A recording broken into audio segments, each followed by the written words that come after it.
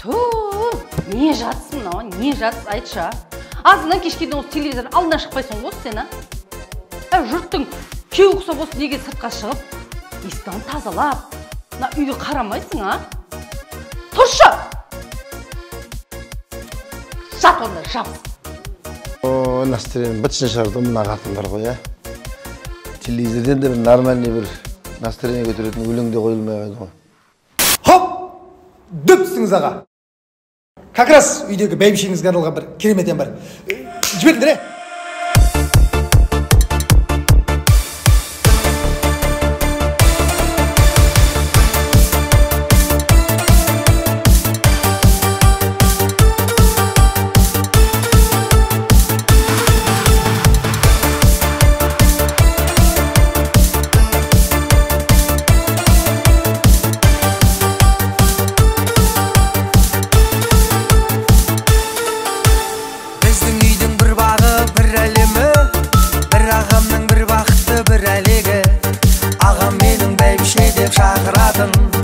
ол менің жеңішім ғой түр әдемі. Ағамның алдай салса ақымағы, жеңгемде анда-санда қатырады. Ағамды өзінше боп бәйбіше деп, тоқалы бар адамдай шақырады. Ата-анамның мақтайтындай келінісің, тек жақсылық жасайсың ерің үшін. Үйіміздің сәні болған ақ жеңішім, бәйбішесі елігісің, ата-анамның мақтайтындай келінісің, тек жақсылық жасайсың ерің үшін. Үйіміздің сәні болған ақ жеңішім, ағамның бәйбішесі елігісің.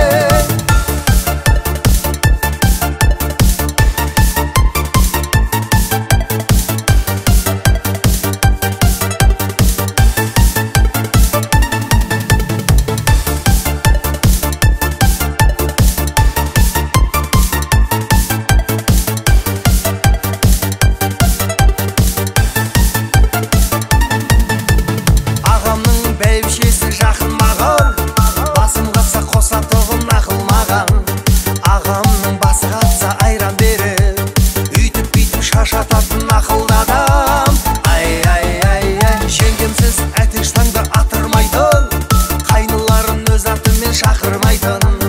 Ағамды соңғы кезде көзі жетіп, болды ғой басқаға бас қатырмайтын. Ата-анамның мақтайтындай келінісің, тек жақсылық жасайсың ерің үшін. Үйіміздің сәні болған ақ жеңішім, ағамның бәйбішесі елігісің. Ата-анамның мақтайтындай келінісің, тек жақсылық жасайсың ерің үшін. Үйіміздің сәні болған ақ жеңішім, ағамның бәйбішесі елігісің.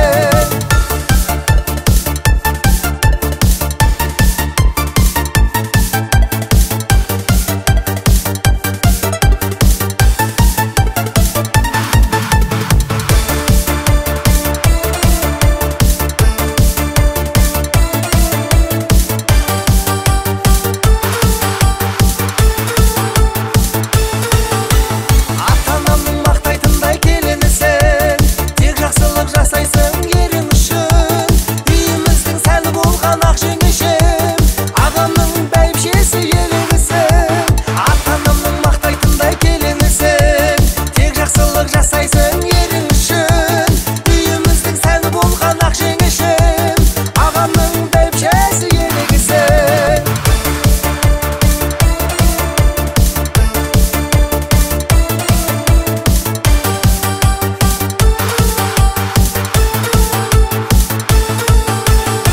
Bereketi. Mene, resetim bana. Bence olayım mı?